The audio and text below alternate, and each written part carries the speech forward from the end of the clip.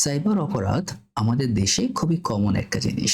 আমাদের আজকের ভিডিওতে আমরা এই সাইবার অপরাধকে জানার এবং চেনার চেষ্টা করব এবং বাস্তব চিত্র দেখে পরিসংখ্যান এবং বিভিন্ন কেস স্টাডি করে বোঝার চেষ্টা করব। তার পাশাপাশি কিভাবে আমরা সুরক্ষা অভ্যাস তৈরি করতে পারি এবং এটার রিপোর্টিং এবং কি আইন আছে যেগুলো আমাদেরকে এটা থেকে বাঁচিয়ে রাখবে, এই বিষয়গুলো জানার চেষ্টা করব। তো চলুন শুরু করা যাক। প্রথমত, এই পুরো সেগমেন্টটাতে আমাদের দেশে যে ফেসবুক আছে, ইউটিউব আছে, হোয়াটসঅ্যাপ আছে, তো এখানে কিন্তু আমরা এই জিনিসগুলা প্রতিনিয়ত ইউজ করি।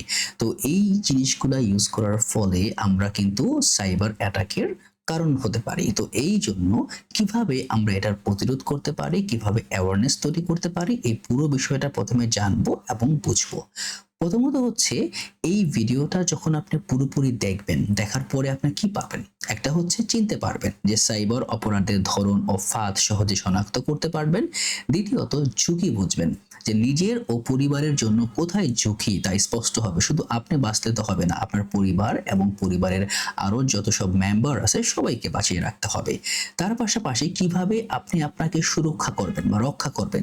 আপনি যখনই নিজে এবং আপনার যে প্রতিষ্ঠান, এর তথ্য কিভাবে সুরক্ষা রাখা যায় এবং তার পাশাপাশি কোথায় অভিযোগ করবেন যদি কখনো সামহাউ আপনি এটার অ্যাটাকে পড়ে যান, সাইবার আক্রমণের বা বুলিং এর শিকার হন, তখন আপনি কোথায় এবং কিভাবে অভিযোগ করবেন এবং এই বিচার প্রক্রিয়াটা কি, এই পুরো বিষয়টা আমার এই ভিডিওতে কভার আপ করা হবে। তো প্রথমত, আমাদের যে প্রথম যে পর্বটা এখানে হচ্ছে যে সমস্যা পর্ব। আগে আমরা হুমকি চিনে নেব, সাইবার অপরাধের যে 8টা ধরন, যেটা বাংলাদেশের প্রেক্ষিতে যাচাইকৃত পরিসংখ্যান এবং বাস্তবধর্মী কেস স্টাডি করার মাধ্যমে আমরা জানার চেষ্টা করব। তো প্রথম যেটা হচ্ছে, সাইবার অপরাধটা আসলে কি। সেটা ইন্টারনেট, কম্পিউটার, মোবাইল বা যে কোনো ডিজিটাল ডিভাইস ব্যবহার করে সংঘটিত যে কোনো অপরাধ, যেখানে প্রযুক্তি হয় অস্ত্র নয়তো লক্ষ্য, এই প্রত্যেকটাকেই অ্যাজ এ সাইবার অপরাধ হিসেবে ধরা হয়। তো এখন প্রশ্ন জাগতে পারে, এই যে সাইবার অপরাধ, এখানে অস্ত্রটা কি? এখানে অস্ত্র হিসেবে থাকতে পারে প্রতারণা, থাকতে পারে হ্যাকিং, থাকতে পারে ব্ল্যাকমেইলে প্রযুক্তির ব্যবহার থাকতে পারে। তার পাশাপাশি লক্ষ্য হচ্ছে আপনার অ্যাকাউন্ট, ডেটা বা সিস্টেম আক্রমণের শিকার হওয়া। কেননা আপনার অ্যাকাউন্ট হ্যাক হলো, যে সাইবার অপরাধ করলো তার লাভ হবে, ডেটা নিলেও কিন্তু ডেটার এগেইনস্টে আপনাকে আহ ডেটাটাকে রিট্রিভ করার জন্য আপনার কাছ থেকে টাকা নেবে। তারপরে আপনার সিস্টেমটা আক্রমণ হলে তো কথাই নাই। এবং তার পাশাপাশি মাধ্যমগুলো হচ্ছে গুজব ছড়াতে পারে, অপপ্রচার ছড়াতে পারে, অথবা সোশ্যাল মিডিয়ার কিছু অপব্যবহারও করতে পারে যদি তার এগেইনস্টে আপনি চলে যান। এখন কথা হচ্ছে, এই জিনিসটা কেন এত জরুরি। প্রথমত একটা পরিসংখ্যান দেখি, আমাদের বর্তমানে 2026 সালে ফেসবুক ব্যবহারকারী হচ্ছে 7.19 কোটি এবং ইন্টারনেট ব্যবহারকারী 2025-এর শেষে 8.28 কোটি। এবং এইখানে কথা হচ্ছে, যত বেশি সংযোগ তত বেশি আক্রমণের সুযোগ। তো এখানে যদি আমরা একটুখানি এই যে স্ট্যাটিস্টিক গুলো আমি যে দেখাচ্ছি, এই প্রত্যেকটা কিন্তু সামহাউ এইখান থেকে রিয়েল ডাটার উপরে ডিফাইন করে নেওয়া। আমি প্রত্যেকটা লিংক ডেসক্রিপশনে দিয়ে দিব, আপনারা দেখে নিতে পারেন, যাচাই বাছাই করে নিতে পারেন। তারপরও যদি এখানে কোনো কিছু আপনারা ভুল পেয়ে থাকেন, কমেন্টে জানাবেন, আমি এটাকে কভার করার চেষ্টা করব। এবং এই ভিডিওটাতে লাইক দিয়ে এবং চ্যানেলটা সাবস্ক্রাইব করে পাশে থাকবেন। তো দেখতেই পাচ্ছেন, ফেসবুক সবচেয়ে বেশি ব্যবহার করা হচ্ছে, প্লাস মেসেঞ্জারও আছে, এবং ইন্টারনেট ব্যবহারকারী গ্লোবাল লেয়ারে প্রায় নিয়ারলি 8.5 কোটি। তো ইনস্টাগ্রামও 1 কোটি। তো মানুষ যত বেশি এগুলাকে ব্যবহার করছে, তত বেশি অপরাধের থেকে কিন্তু ধাবিত হওয়ার সুযোগ রয়ে যাচ্ছে। এবং এখানে সাইবার অপরাধের ধরনগুলা কি, এটা কিরকম ধরন হতে পারে, এইটা দুটো হতে পারে। একটা হচ্ছে বহুল ও গুরুতর, একটা হচ্ছে নতুন ও ক্রমবর্ধমান। তো প্রথমটা হচ্ছে অ্যাকাউন্ট হ্যাকিং। আপনার ফেসবুক বা ইমেল যে হ্যাক করতেছে, সে আপনার ফেসবুক অথবা ইমেলটা কিন্তু হ্যাক করে দখল নিতে পারে। তারপরে হচ্ছে অনলাইন প্রতারণা করতে পারে, ভুয়া অফার দিতে পারে আপনাকে, ওটিপি স্ক্যাম। ভুয়া অফারের মধ্যে দেখা যায় অনেক সময় আপনাকে বিভিন্ন ই কমার্সের প্রলোভন দেখায়, বিভিন্ন লভ্যাংশ দেখায়, এবং তখন কিন্তু একটা ভুয়া অফার ক্রিয়েট করে। তাছাড়া ওটিপি, যেটা আপনার, আমরা এটা নিয়ে আরো অনেক ভাবেই আসবো, যেটা ওটিপি স্ক্যামটা কিন্তু খুবই এখন আমাদের দেশে খুবই ভালোই চলতেছে বলতে গেলে। এবং পরিচয় চুরি, আপনার নকল আইডি করে বা ছদ্মবেশ ধারণ করে, ব্ল্যাকমেল, সেক্সটর্শন, ছবি দিয়ে হুমকি করে। এর যুগে ছবি দিয়ে হুমকি দেওয়া থেকে আপনি আমলেই নেবেন না, আপনাকে অবশ্যই এটাকে যাচাই করতে হবে, বাছাই করতে হবে, এবং কিভাবে করবেন এই পন্থাও আমি আপনাদের বলে দিব। এবং যদি একটুখানি নতুন এবং ক্রমবর্ধমান দেখি তাহলে দেখি ভুয়া তথ্য, গুজব, অপপ্রচার বা ডিফেক্ট। এই ভুয়া তথ্য বা গুজব কিন্তু আমাদের দেশে খুব ভালোভাবেই চলে এবং এটাকে পুঁজি করে অনেকে অনেক রকম হুমকি ধামকি করে। তো অবশ্যই এই জিনিসটাতে আমাদের খেয়াল রাখতে হবে। তার পাশাপাশি হচ্ছে ফিশিং, নকল লিঙ্ক ও পেজ ব্যবহার করে কিন্তু ফিশিং সেট আপ করা যায়, সাইবার বুলিং করা যায়, যেটা অনলাইনের মাধ্যমে আপনাকে হয়রানি করবে। তার পাশাপাশি হচ্ছে মোবাইল ব্যাংকিং জালিয়াতি, বিকাশ বা নগদ অ্যাকাউন্টের মাধ্যমে আপনার সঙ্গে প্রতারণা করা হয়, যেটার মাধ্যমে ওটিপি নিয়ে আপনার পুরো টাকাটাকেই গায়েব করে দেওয়া হয়। তো এইখানে দেখলাম আমরা মোটামুটি 8টা একটা ধরন আমরা বুঝলাম। তো প্রথম ধরনটা হচ্ছে অ্যাকাউন্ট ও সোশ্যাল মিডিয়া হ্যাকিং। এখন দেখেন বাংলাদেশে সবচেয়ে বেশি ঘটে কিন্তু 21.6% কিন্তু এই অ্যাকাউন্ট ও সোশ্যাল মিডিয়া হ্যাকিংটা চলে। এটাতে কি হয়, দুর্বল বা পুনর্ব্যবহৃত পাসওয়ার্ড দিয়ে আইডি দখল করা যায় এবং এইখানে আমরা কিন্তু অনেকেই দুর্বল পাসওয়ার্ড ইউজ করি, এজন্য কিন্তু আমরা আক্রমণের শিকার হতে পারি। হ্যাক হলে আপনার নামে টাকা চায়, প্রতারণা ছড়ায়, তারপরে ব্যক্তিগত ছবি ও তথ্যকে মানে অপব্যবহার করে আপনার ছবি বা আপনার ব্যক্তিগত যে ইনফরমেশন বা তথ্যগুলো থাকে এগুলোকে বাজেভাবে ব্যবহৃত করা হয়। এবং দেখেন এই অ্যাকাউন্টিংটা কিন্তু সবচেয়ে বেশি হয়। তার পাশাপাশি 19% হচ্ছে আর্থিক প্রতারণা, 16% পরিচয় বা ভুয়া আইডি এবং 14% হচ্ছে ব্ল্যাকমেল, হয়রানি, আর 29.35 হচ্ছে অন্যান্য আরো অনেক আনুষঙ্গিক বিষয়। এই যে লিঙ্কগুলো কিন্তু আমি অবশ্যই ডেসক্রিপশনে দিব, সবকিছু মানে সোর্স থেকেই আসতেছে, কোনো ফলসিহুড নাই এখানে।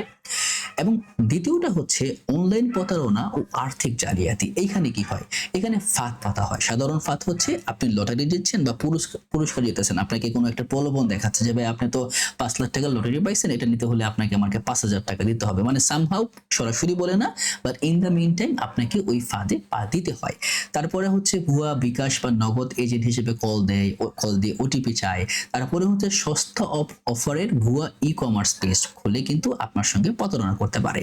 এবং সাম্প্রতিক চিত্রে দেখা যায় 1813 জন অনলাইনে আর্থিক প্রতারণার শিকার হয়ে সাইবার পুলিশ সেন্টারে যোগাযোগ করেছেন। এটা খুবই ভালো দিক। আগামী বিগত 6 মাসে যে এই যে প্রায় নিয়ারলি 2000 মানুষ সাইবার যেই পুলিশ সেন্টার আছে এখানে যোগাযোগ করছে, এটা কিন্তু খুবই ভালো একটা দিক। যদি আমরা বেশি বেশি ওপেন আপ হই, অনেকে হই না, কেন হই না, কারণ আমাদের অনেক মানে প্রতারণাটাই এরকম ভাবে করা হয় যাতে আমরা এটাতে মানে সম্মুখ ভাবে যেতে পারি না।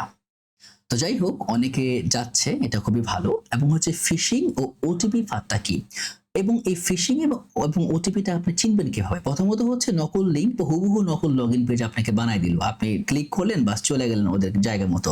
তারপরে আপনার অ্যাকাউন্ট বন্ধ হয়ে যাবে তাড়াহুড়া করে, একটা ওটিপি আপনার নাম্বারে দিল যে ভাই আপনি তাড়াতাড়ি আপনার ওটিপিটা দেন, এখনই লাগবে, এরকম অনেক প্রেশারাইজ করে।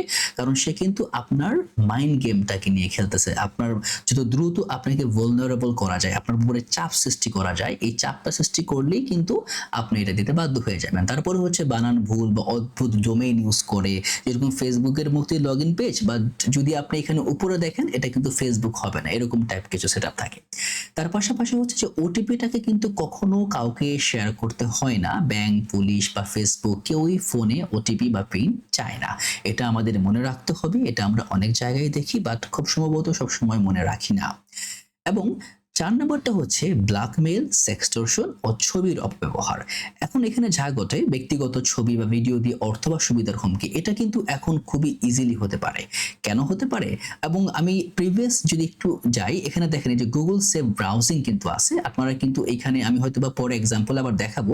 ধরেন আমার এখানে আমার একটা অ্যাপ্লিকেশন আছে reactivity.com। এখন এই যে এখান থেকে যখন আমি লিঙ্কটাকে শেয়ার করব, এই লিঙ্কটা কি সাসপিশিয়াস কিনা আপনি এই সেভ ব্রাউজিং সাইট স্ট্যাটাসে দিলে কিন্তু এই কন্টেন্টের ভিতর যদি কোনো ফলস থাকে ও কিন্তু এখানে আপনাকে ধরাই দিবে। তো আপনি কিন্তু খুব ইজিলি আপনি যে ওয়েবসাইটে ঢুকতেছেন এটা ঠিক কিনা এটা চেক করতে পারেন। তারপরে যে ভাইরাস টুল ইউআরএল স্ক্যানার, এটাও কিন্তু খুব ভালোভাবে কাজ করে। আপনার ভাইরাস আছে কিনা এটা কিন্তু এটা দিয়ে চেক করতে পারেন। জাস্ট সিম্পলি অ্যাড দিবেন, সে সার্চ করে দেখবে যে এটার ভিতরে কোনো ভাইরাস বা কোনো প্রকার হ্যাকিং সেটআপ আছে কিনা। এটা বেশিরভাগ ক্ষেত্রে আপনারা যখন ইমেলগুলো পান, ইমেলে অনেক লিঙ্ক পান, তখন কিন্তু আপনি এটা খুব ভালো করে ইউজ করতে পারেন। আচ্ছা, আমাদের নেক্সটে চলে যাই। তো এইখানে যেটা হয়, ব্যক্তিগত ছবি বা ভিডিও দিয়ে অর্থ বা সুবিধার হুমকি দেয়। আপনার একটা মানে খুবই নাজুক একটা ছবি নিয়ে অনেক কিছু করতে পারে। আর যেহেতু এখন এআই দিয়ে ভিডিও এবং পিকচার খুব সহজেই বানানো যায়, তো আপনাকে ফ্যাক্টটা চেক করতে হবে এবং সম্পর্কের আড়ালে আস্থা অর্জন করে ফাঁদ তৈরি করে এটার মধ্যে আমরা অনেকেই পড়ে যাই। তার পাশাপাশি লজ্জা ও ভয়ে অনেকে চুপ থাকেন। স্বাভাবিক, চুপ থাকতে হয়, আমরা অনেক সময় ভয় পেয়ে যাই। এখন সঠিক পথটা কি? সঠিক পথ হচ্ছে দাবি মানবেন না। যদি আপনি কখনো এটার মানে সামনাসামনি হন, দাবি মানবেন না, টাকা দিলে কিন্তু আপনার হুমকিটা বেড়ে যাবে। আপনি যদি একবার আপনার কাছ থেকে সে টাকা নিতে পারে, you will be their golden customer. আপনাকে তারা এরকম মানে তাদের যে লিস্ট আছে ওখানে টপে রেখে দিবে। আপনাকে আরো অনেক প্রেশারাইজ করে, আরো অনেক মাধ্যম ইউজ করে আপনার কাছ থেকে টাকা নেওয়ার ফোন দিয়ে আসবে। দ্বিতীয়ত হচ্ছে প্রমাণ রাখবেন।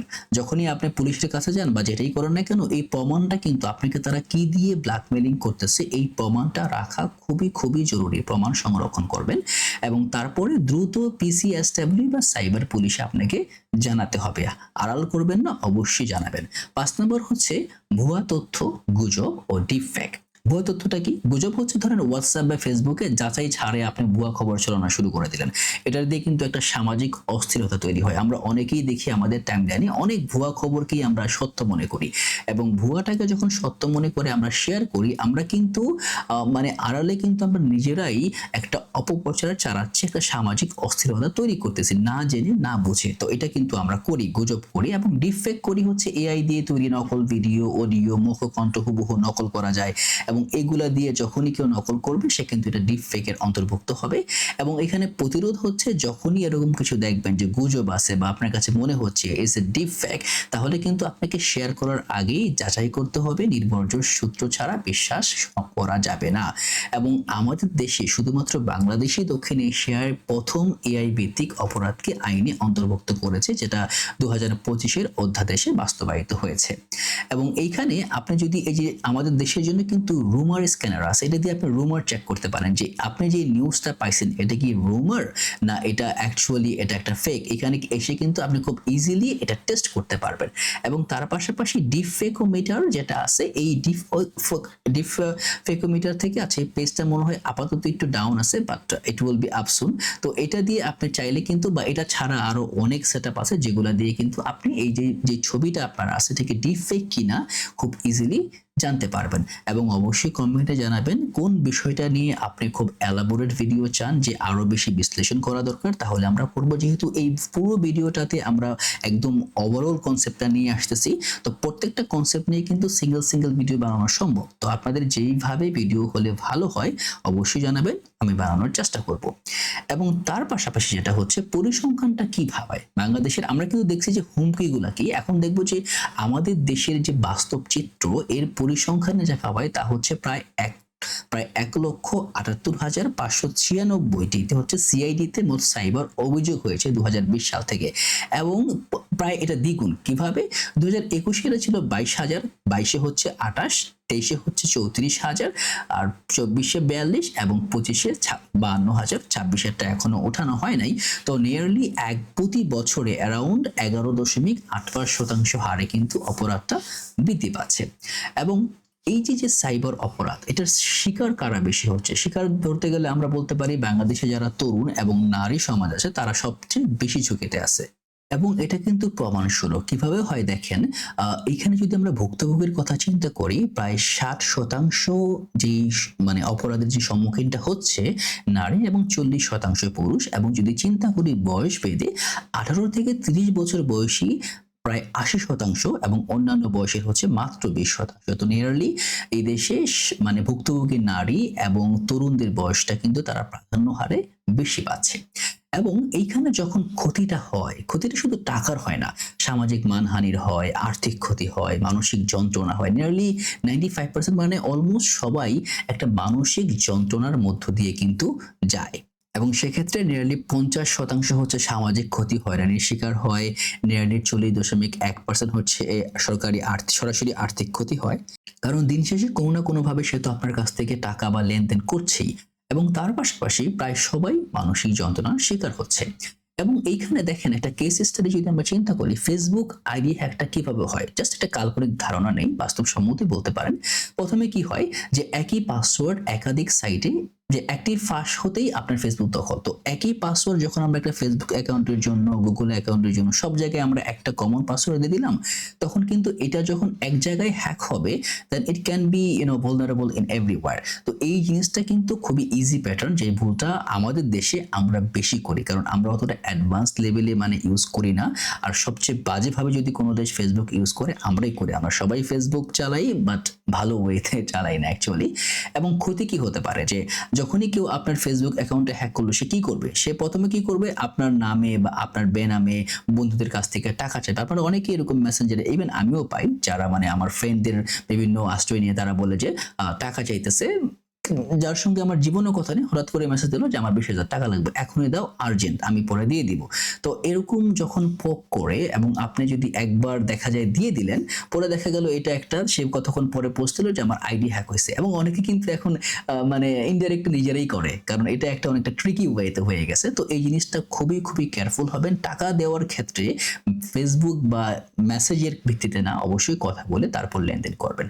এবং এইখানে উচিত কি ছিল, যে আপনার আলাদা পাসওয়ার্ড থাকতে হবে প্রত্যেকটার জন্য, এবং 2FA, টু ফ্যাক্টর অথেন্টিকেশনটাকে চালু রাখলে কিন্তু এটা ইজিলি ঠেকানো যেত। এবং আরেকটা হচ্ছে ধরেন ওটিপি দিয়ে আর্থিক প্রতারণা। এটা কিভাবে করে? ওটিপি হচ্ছে ধরেন বিকাশ অফিস থেকে কল করলো যে অ্যাকাউন্ট আপডেট বা ওটিপি দেন, আপনাকে কি করবে? ওটিপি দিতেই আপনার মুহূর্তে অ্যাকাউন্ট খালি হয়ে যাবে। জাস্ট আ সিম্পল স্ক্রিপ্ট, আপনি ওটিপি দিবেন, আপনার ফোন নাম্বার, ওটিপিটাকে যদি ওই টাইমলি অ্যালাইন করতে পারে, অটোমেটিক্যালি আপনার পুরো টাকাটাই যেভাবে মানে ইজিলি আপনার অ্যাকাউন্ট থেকে সরিয়ে ফেলতে পারবে। এবং এইখানে আপনার উচিত ছিল, যখনই আপনাকে কল করে, যে কোনো জায়গা থেকে কল করে, যদি গভর্নমেন্ট কল করে যদি বলে ভাই আপনার ওটিপি বা পিনটা দেন, দয়া করে কখনো দিবেন না, ইম্পসিবল। হ্যাঁ, এখন কিছু কিছু জায়গায় আছে, যখন আমরা ব্যাংকের পোর্টালে কল দিই, তখন কিন্তু আমার কার্ডের নাম্বার দিতে হয়, আমার পিন দিতে হয়। তারা কিন্তু পিনটা নিজেরা চায় না, সিস্টেমে নেয়। ঠিক আছে, পিনটা কিন্তু আপনি কাউকে বলতেছেন না, সিস্টেমে ইনপুট করতেছেন। তো এই বিষয়গুলো কিন্তু ইটস ডিফারেন্ট ওয়ে। অবশ্যই যখনই কেউ কল দিয়ে আপনার ওটিপি চাইবে, কখনোই শেয়ার করবেন না। আপনার পিন চাইবে, নেভার শেয়ার দ্যাট। আরেকটা হতে পারে যে গুজব বা ভুয়া তথ্যের কি পরিণত হতে পারে। প্রথমে ধরেন যে একটা তথ্য যাচাই বাছাই না করে আপনি পোস্টটা দ্রুত ভাইরাল হয়ে গেল, একটা স্থানীয় উত্তেজনা তৈরি হয়ে গেল দেশের ভিতরে বা বিভিন্ন একটা জায়গার ভিতরে। ক্ষতি কি হয়? জনমনে বিভ্রান্তি হয়, সংশ্লিষ্টদের ভাবমূর্তি ক্ষতিগ্রস্ত হয়। এখন উচিত কি ছিল, যে এটা নির্ভরযোগ্য সূত্র যাচাই করতে হবে। ধরেন কোন একটা গভর্নমেন্ট সেটআপই হলো, সরকারি সরকারি মানে যখনই কোনো সরকারি ভাবে এটা প্রকাশ না পাবে, আমাদের কিন্তু এটা নিয়ে কোনো কাজ করা উচিত নয়, কারণ আপনি কিন্তু সামহাউ ইনডাইরেক্টলি অন্যায়কে প্রশ্রয় দিচ্ছেন। এবং এখন যে সাইবার অপরাধীর যে আক্রমণ, যারা সাইবার অপরাধটা করে আমাদের দেশের পার্সপেক্টিভে, তারা অ্যাকচুয়ালি এই কাজটা কিভাবে করে, তাদের আক্রমণ শৃঙ্খলটা কিরকম হয়? প্রথমত তারা কি করে, একটা টার্গেট নির্বাচন করে, যে কাকে ফাঁদে ফেলবে, কে ফাঁদে ফেলবে, এবং তথ্য সংগ্রহ করে, পাবলিক পোস্ট থাকে। এখন দেখেন সবাই তো আজকাল মানে কন্টেন্ট ক্রিয়েটর, আপনার ফেসবুকে আপনার প্রত্যেকটা ইনফরমেশন থাকে, রাইট? আপনার নাম ধাম, আপনার ছেলে মেয়ে, আপনি কি খাচ্ছেন, কোথায় যাচ্ছেন, এভরিথিং। কারণ সবাই এখন টাকা কামানোর ধান্দায়। এখন টাকা কামানোর ধান্দাতে নর্মাল পাবলিকও কি করতেছে, যে তাকে জাহির করতেছে। এই জাহির করতে কিন্তু যে আপনাকে অপরাধী যারা, অপরাধ চক্র যারা আছে, তারা কি করে, আপনার এই তথ্যগুলা পাবলিক পোস্ট থেকে নিয়ে নেয়, এবং নেওয়ার পর একটা ফাঁদ পাতে আপনাকে কিভাবে টার্গেট করা যায়। আপনাকে কি লিংক দিলে লিংক ক্লিক করবেন, না কল দিলে কথা বলবেন, না আপনাকে মেসেজ দিলে ট্রিগার হবেন। তো ও এই ফাঁদটা পাতে, ফাঁদ পাতার পরে কি করে, আপনার পাসওয়ার্ড বা ওটিপি হাতায়, যে কোনোই কিছু একটা, ফেসবুক বা যার জন্য যেটা প্রয়োজন, ওটিপি হলেও চলে, পাসওয়ার্ড চলেও চলে, সে কি করে, এইটা নিয়ে আপনার যে সিস্টেম আছে এটাতে অ্যাক্সেস নেয়, এবং এটার অপব্যবহার করে টাকা, তথ্য বা ব্ল্যাকমেল করে। এখন এইখানে ধরেন আপনাকে সে টার্গেট নির্বাচন করতে পারছে, বাট আপনার তথ্য দেন নাই, আপনার তথ্য পাবলিকলি নাই, সে কিন্তু কাজ করতে পারবে না। আপনার তথ্য আছে, ফাঁদে আপনি পাড়া দেন নাই, সমস্যা নাই, বা আপনি ফাঁদে পাড়া দিয়েছেন ঠিকই, কিন্তু মানে আপনি ফাঁদে পাড়া দিয়েছেন, বাট ওটিপি বা পাসওয়ার্ড শেয়ার করো না, সে কিন্তু কিছু করতে পারবে না। ওটিপি পাসওয়ার্ড শেয়ার করছেন, অতএব মানে সে কিন্তু নেক্সট ফেজে চলে যাবে। অতএব যদি আপনি কোনো একটাকে ভালোভাবে ভেঙে দিতে পারেন, আক্রমণ কিন্তু পুরোটাই ব্যর্থ হয়ে যাবে। আপনাকে অবশ্যই অবশ্যই ট্রিগার আপ হতে হবে। আপনি কখন এটাকে মানে কখন এই ফাঁদ থেকে বের হয়ে যাবেন, অবশ্যই একদম লাস্ট স্টেজে গিয়ে যাবেন না, তাহলে কিন্তু আর কোনো কিছু করার থাকবে না। এখন এইখানে যে এই পর্যন্ত যে তিনটা মূল বার্তা আমরা নিয়ে আসছি, এটা হচ্ছে যে হুমকি বাস্তবে বাড়ছে, অপরাধ প্রায় দ্বিগুণ, তরুণ ও নারীরা হচ্ছে সর্বাধিক ঝুঁকিতে। আপনি যারা ভিডিওটা দেখছেন, তারা যদি তরুণ হন বা নারী হন, দয়া করে আপনারা খুবই মনোযোগ দিয়ে বিষয়টা খেয়াল রাখবেন, আপনারা কিন্তু একদম হুমকির প্রারম্ভে। দ্বিতীয়ত হচ্ছে বেশিরভাগই হচ্ছে প্রতারণা, প্রযুক্তি নয়, মানুষকেই ঠকানো হয়। এবং এখানে আপনার অ্যাওয়ারনেসটা সবচেয়ে বড় হাতিয়ার আমি মনে করি। এবং প্রতিরোধ সম্ভব হচ্ছে সহজ অভ্যাসেই বেশিরভাগ আক্রমণ ঠেকানো যায়। তো এখন আমরা দ্বিতীয় স্টেজে, আমরা যে প্রথম দেখলাম সমস্যাগুলো অনেক। সমাধান কি? সমাধান জাস্ট 7টা সুরক্ষা অভ্যাস দিব, রিপোর্টিং চ্যানেল জানাবো এবং সাইবার সুরক্ষা অধ্যাদেশ সম্পর্কে আপনাদেরকে অবহিত করব, যাতে করে আপনারা নিজেরা এই পুরো বিষয়টাকে একটা ওভারঅল কনসেগমেন্টে নিতে পারেন। তো চলেন শুরু করি। তো প্রথম যেটা হচ্ছে যে সমস্যার সমাধান আমরা কিভাবে করব, যে শুধুমাত্র আমি না, নিজে এবং কিভাবে আমার প্রতিষ্ঠান, আমার পরিবার, কিভাবে সবাইকে এটা থেকে রক্ষা করতে পারবো। প্রথমত হচ্ছে প্রতিরোধী হচ্ছে মূল সুরক্ষা। 90% প্লাস যে সাইবার অপরাধটা হয় তা কেবল সচেতনতা ও সাধারণ সতর্কতা দিয়েই ঠেকানো যায়। দামি প্রযুক্তি লাগে না, এত স্কাইফি কিছু লাগবে না। জাস্ট আপনি জানেন, you are careful on it, যে আপনি ফাঁদে পা দিবেন না, বা আপনি আশেপাশের বিষয়গুলো নিয়ে আপনি সচরাচর জানেন, বুঝেন এবং জ্ঞান রাখেন। অতএব আপনার অ্যাওয়ারনেস এবং সতর্কতাই আপনাকে 90% টাইম, মানে ম্যাক্সিমাম টাইম আপনাকে বাঁচিয়ে দেবে। এখন দেখেন, প্রথম যেটা করবেন সেটা হচ্ছে শক্তিশালী পাসওয়ার্ড ও পাসফ্রেজ। যেটা করবেন প্রথমত হচ্ছে দীর্ঘ পাসফ্রেজ, যেমন একটি বাক্য নেবেন বা প্রতিটি অ্যাকাউন্টে আলাদা পাসওয়ার্ড করবেন, পাসওয়ার্ড ম্যানেজার ব্যবহার করবেন। এবং বর্জনীয় হচ্ছে কখনোই নাম, জন্ম তারিখ, 1 2 3 4 5 6 গুলো কখনোই ইউজ করবেন না। সব অ্যাকাউন্টে একই পাসওয়ার্ড কখনোই দিবেন না। কাগজে বা চ্যাটে পাসওয়ার্ড রাখবেন না। এখন অনেকেই বলতে পারে, আমার তো পাসওয়ার্ড মনে থাকে না, আমি কিভাবে পাসওয়ার্ড মনে রাখবো? মনে থাকে না এর কথাটা বলা যাবে না, আপনি চেষ্টা করেন না। আপনি প্রতিদিন আধা ঘন্টা করে 7 দিন প্র্যাকটিস করুন। কিভাবে? জাস্ট চিন্তা করুন কিভাবে আমি পাসফ্রেজটা তৈরি করব। আপনি নরমাল ওয়েতে একেকজনের একেক রকম ক্যাটাগরি, ধরুন আমি যদি তৈরি করি, ধরুন আমার ভাইয়ের নাম কি, আমি আগে ভাইয়ের নামের আগে পরে অনেক কিছু দিয়ে আমি একটা মানে নরমাল ওয়েতে, আপনি জাস্ট আপনার ইন্টারনাল ফ্লোতেই অনেক কিছু আছে যেগুলো দিয়ে আপনি একটা কমন পাসফ্রেজ তৈরি করতে পারেন, যেটা হবে ইউনিক, শুধু আপনিই বুঝবেন, অন্য কেউ বুঝবে না। এখন এখানে দেখবো যে আপনারা যে আসলে এই যে পাসওয়ার্ড স্ট্রেংথটা এটা কিভাবে হয়। আমি একটুখানি যদি এখানে একটা ওয়েবসাইটে আমরা যাচ্ছি, যেখানে আমরা দেখতে পাবো, ধরুন আমি এখানে সিম্পলি টাইপ দিব হচ্ছে 1 2 3 4 5 6 7। দেখেন আমি 7 মধ্যে বলতেছে your password would be crack instantly. ঠিক আছে, তো এই যে 7 দিলাম, 7 এর পরে দিলাম হচ্ছে একটা @, আমি কিন্তু অ্যাড দিচ্ছি, এখানে অবশ্য দেখাচ্ছে না। অ্যাড উপরে কি বলতেছে যে it will take a computer about 3 seconds. আমি এরপর একটা ডলার দিয়ে দিলাম। কি হচ্ছে 1 মিনিট, আমি একটা হ্যাশ দিয়ে দিলাম। কি বলতেছে 39 মিনিট, আমি আরেকটা ডলার দিলাম। 16 আওয়ার, আমি একটা আই দিলাম, ক্যাপিটাল আই, 200 ইয়ার্স। যদি মনে করেন আমি সিম্পলি বলি যে আমি একটা ক্যাপিটাল লেটার দিই, MY, তারপরে দেই হচ্ছে NAME, তারপরে দেখেন মাই নেম দিছি, জাস্ট 400 মিলি সেকেন্ড লাগতেছে। তো মাই নেম দিলাম, বা এখানে দিতে পারে হচ্ছে 2 দিলাম, তারপরে দিলাম হচ্ছে অ্যাট, তারপরে হচ্ছে আবার ধরেন এখন যেহেতু 2 আছে, 2 অ্যাট এবং 6 একটা ডলার দিলাম। দেখেন এখন কিন্তু 400 ইয়ার্স হয়ে গেছে, আমি বাঁচবই 100 বছর। অতএব এইখানে আপনি কখনো আপনার পাসওয়ার্ডটা এখানে দিবেন না, অবশ্যই টেস্ট পাসওয়ার্ডগুলো দিবেন। এখানে দিয়ে চেক করবেন যে এই পাসওয়ার্ডটা যদি সামহাও কেউ হ্যাক করতে চায় না জেনে, তাহলে সে কিভাবে হ্যাক করতে পারবে। তাহলে কিন্তু আপনার এই স্ট্রেংথটা আপনি বুঝতে পারবেন যে আপনার পাসওয়ার্ডটা কতটুকু শক্তিশালী। এবং অবশ্যই কমেন্ট মানে ডেসক্রিপশনে এই লিঙ্কগুলো দেওয়া থাকবে, আপনারা নিজেরা দেখে নিয়েন। এবং যদি আরো কোনো জানার জিজ্ঞাসা থাকে কমেন্টে অবশ্যই জানাবেন। এবং তারপরে কি হয় সেটা হচ্ছে যে 2 ফ্যাক্টর অথেন্টিকেশন বা 2FA, যে পাসওয়ার্ড জানলেও দ্বিতীয় ধাপ ছাড়া কেউ ঢুকতে পারবে না। এটা হবে সেটিংসে যাবেন, যে কোনো অ্যাপ্লিকেশনের কমন অ্যাপ্লিকেশন বিহেভিয়ার 2FA চালু করবেন না। মোটামুটি সব জায়গায় সব অ্যাপ্লিকেশনে আছে, এবং এটার ভিতরে আপনার 2FA অথেন্টিকেশন অ্যাপ্লিকেশন থাকে, বা SMS এ কোড যাবে এবং ব্যাকআপ কোড একটা দিবে, এটা আপনাকে লিখে রাখতে হবে। এখন বর্তমানে ফেসবুক বলেন, জিমেইল বলেন, হোয়াটসঅ্যাপ বলেন, সবগুলোতেই কিন্তু 2 ফ্যাক্টর অথেন্টিকেশনটা এখন চালু করা আছে। আপনি চাইলেই ইজিলি এটাকে করে নিতে পারেন। এবং 3 নম্বর সুরক্ষা হচ্ছে লিংক ও ওটিপিতে সতর্কতা। অচেনা লিংকে আপনাকে অবশ্যই ক্লিকের আগের ঠিকানা দেখুন, সন্দেহ হলে কখনোই ক্লিক করবেন না।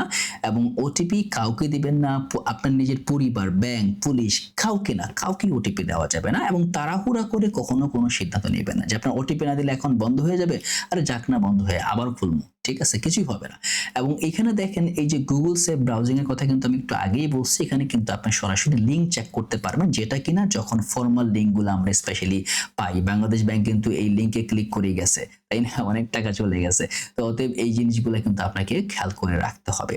এবং তার পাশাপাশি যেটা হয় গোপনীয়তা, সেটিংস ও তথ্য শেয়ারিং। এইখানে দেখেন এই করণীয় হচ্ছে আপনার প্রোফাইল ও পোস্টের প্রাইভেসি ফ্রেন্ডসদের জন্য রাখুন, সবার জন্য রাখবেন না। পাবলিকলি তখনই দিবেন যদি আপনার পাবলিকলি দেওয়ার দরকারই পড়ে। আপনি যদি অ্যাজ এ পাবলিক ফিগার হন তাহলে একটা সেপারেট পার্সোনাল অ্যাকাউন্ট করে নেবেন যেখানে আপনার পার্সোনাল গুলো দিবেন আর পাবলিকলি যেগুলো আছে পাবলিকলি এক্সপোজ করে দেবেন। আপনার লোকেশন, ফোন নাম্বার কম শেয়ার করবেন। লোকেশনটা আমরা অনেক সময় শেয়ার করি এবং পরে কাটতে মানে ওটাকে ক্রস করতে ভুলে যাই বা স্টপ করতে ভুলে যাই। গুগল অবশ্য এখন বাই ডিফল্ট প্রায় মেবি 24 আওয়ার্সের ভিতরে এটাকে অফ করে দেয়। কিন্তু আমাদেরকে অবশ্যই এই বিষয়গুলো খেয়াল রাখতে হবে। কোন অ্যাপে আমার লোকেশন অন করা, কেন অন করা এটা আমার বুঝতে হবে এবং অপরিচিতদের ফ্রেন্ড রিকোয়েস্ট যাচাই করে আপনাকে ইউজ করতে হবে। ঝুঁকি হচ্ছে পাবলিক পোস্টে ব্যক্তিগত তথ্য শেয়ার করার ঝুঁকি থাকে, ভ্রমণ বাড়ির ঠিকানা লাইভ শেয়ার করা যাবে না, প্রতিটি তথ্যই অপরাধীর তথ্য সংগ্রহ। তো এখন ধরেন এই যে যদি আপনার কখনো এরকম মনে হয় যে আপনার ইমেলটা যে হয়তোবা এটা মানে vulnerable হয়ে গেছে, তাহলে ধরেন আমার যে ইমেল আছে আমি এই ইমেলটা পাবলিক ইমেল, সমস্যা নাই। তো আমার যে ইমেলটা দিয়ে যদি আমি এখানে চেক করি সে কিন্তু দেখবে ডাটা ব্রিচ হয়েছে কি হয় নাই। অতএব ইজিলি কিন্তু আমি এটাকে চেক করতে পারতেছি।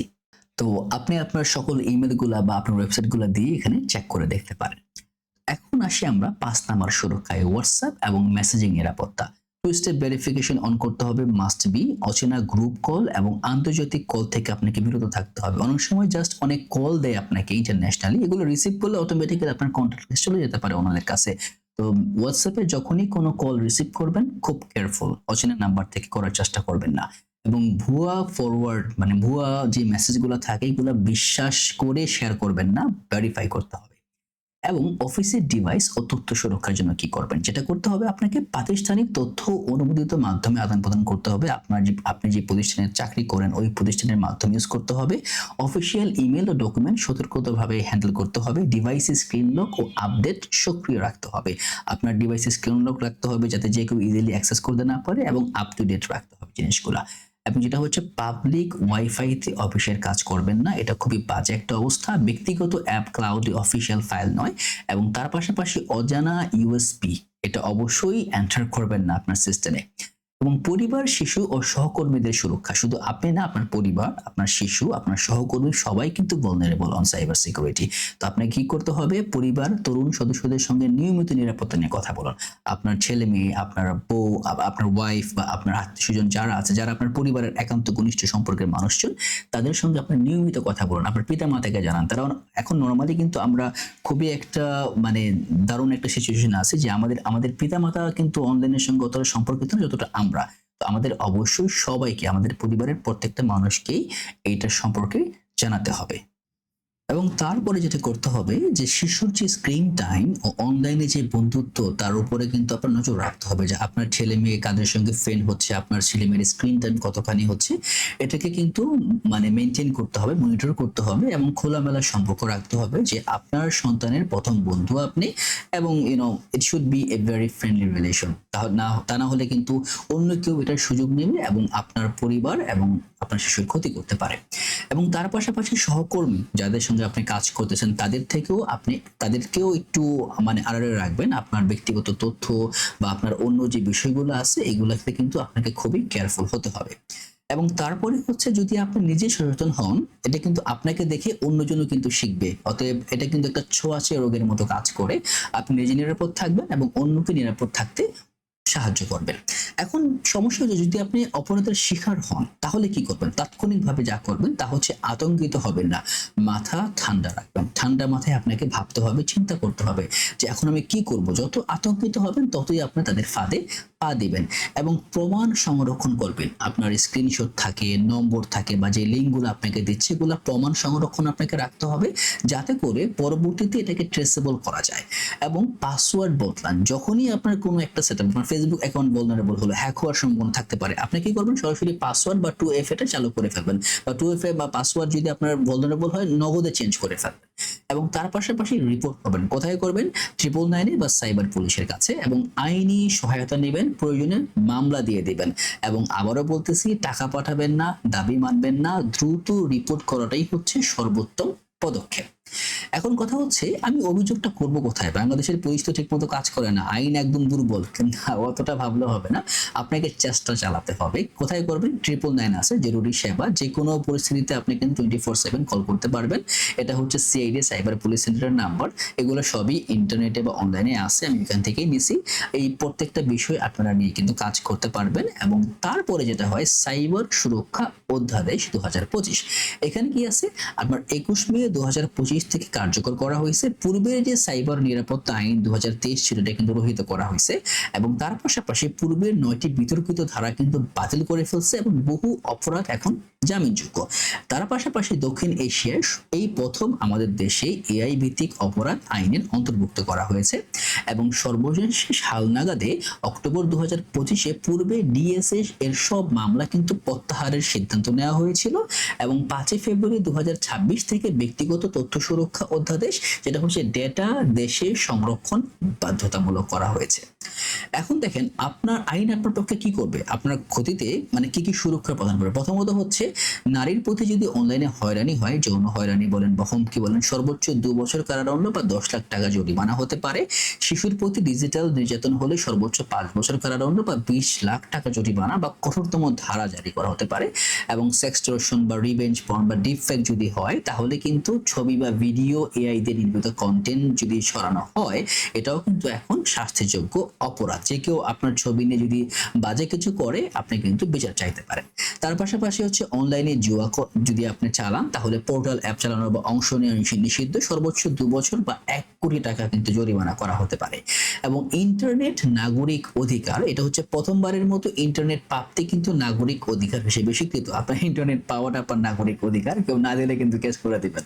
তারপরে আপনার ডেটা আপনার অধিকার, নিজের তথ্য দেখা, সংশোধন, মুছতে পারার অধিকার, ডেটা সুরক্ষা অধ্যাদেশ, এটা কিন্তু পুরোপুরি আপনার আইনের অন্তর্ভুক্ত।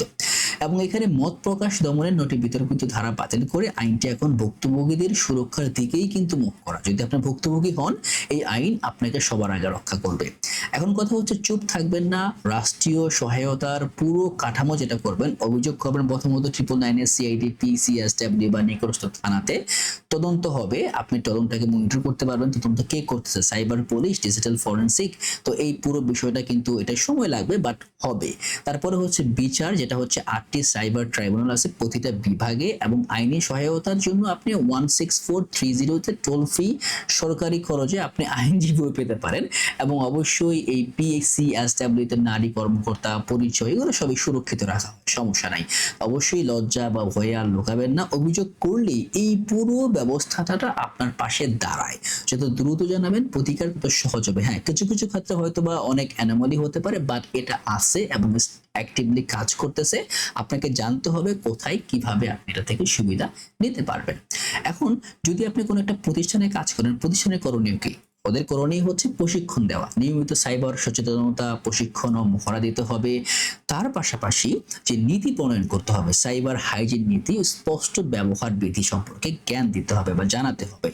রিপোর্টিং চ্যানেল, যদি আপনার প্রতিষ্ঠানে কেউ সাইবারের ক্রাইমের শিকার হয়, তাহলে দ্রুত এবং সহজে একটা আভ্যন্তরীণ রিপোর্টিং ব্যবস্থা চালু করতে হবে, যাতে করে তাকে একদম অন দ্য ফ্লাই সাপোর্ট করা যায়। ধরেন সাপোর্টটা কেন দরকার, কারণ আমি যখনই সাইবার ক্রাইম বা সাইবার বুলিং এর শিকার হব, আমি কিন্তু ভালনারেবল হয়ে যাব, আমার কিন্তু ওই হিতাহিত জ্ঞান তো থাকবে না, আমি ভুল করে ফেলবো। তখনই যদি কেউ আমার পাশে দাঁড়ায়, যারা এটা নিয়ে অভ্যস্ত, যারা এটাকে মানে এগুলো সম্পর্কে জানে, তারা কিন্তু আমাকে খুব সহজেই গাইড করতে পারবে। ব্যাকআপ রাখবেন, আপনার গুরুত্বপূর্ণ তথ্যের নিয়মিত আলাদা আলাদা ব্যাকআপ রাখবেন। এবং অ্যাক্সেস কন্ট্রোল, প্রয়োজন ভিত্তিক অনুমতি, সাবেক যেরকম অনেক প্রতিষ্ঠান থাকে, যেসব আগের যারা কর্মী আছে তাদের অ্যাক্সেস গুলো থাকে, এগুলো অবশ্যই বাতিল করতে হবে। এবং প্রয়োজন ভিত্তিক সবাইকে সব অনুমতি দেওয়া যাবে না, অ্যাক্সেস কন্ট্রোলটা করতে হবে। এবং সফটওয়্যার ও সিস্টেম আপনাকে নিয়মিত আপডেট বা হালনাগাদ করতে হবে। এখন এই যে করণীয় ও বর্জনীয় রেফারেন্স যদি আমি দেখি, 2FA চালু রাখা, আলাদা শক্তিশালী পাসওয়ার্ড ব্যবহার করা, লিংক ও কল যাচাই করুন, সফটওয়্যার আপডেট রাখুন, সন্দেহ হলেই আপনাকে রিপোর্ট করতে হবে।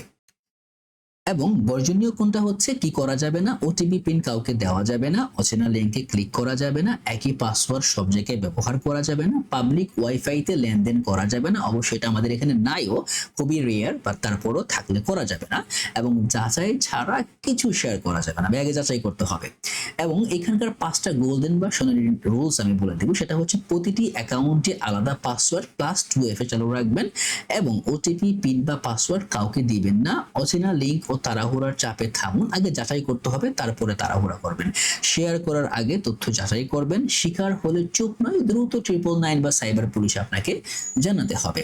এখন যদি আমরা পুরো জিনিসটাকে একটা সার সংক্ষেপে নিয়ে আসি, তাহলে কি দাঁড়াচ্ছে, সেটা হচ্ছে সমস্যা 8 ধরনের সমস্যা বা 8 ধরনের অপরাধ আমরা পাইছি, পরিসংখ্যান প্রায় দ্বিগুণ, তরুণ নারীরা কিন্তু আক্রান্ত হচ্ছে বেশি এবং অপরাধের সংখ্যা দ্বিগুণ হারে বাড়তেছে।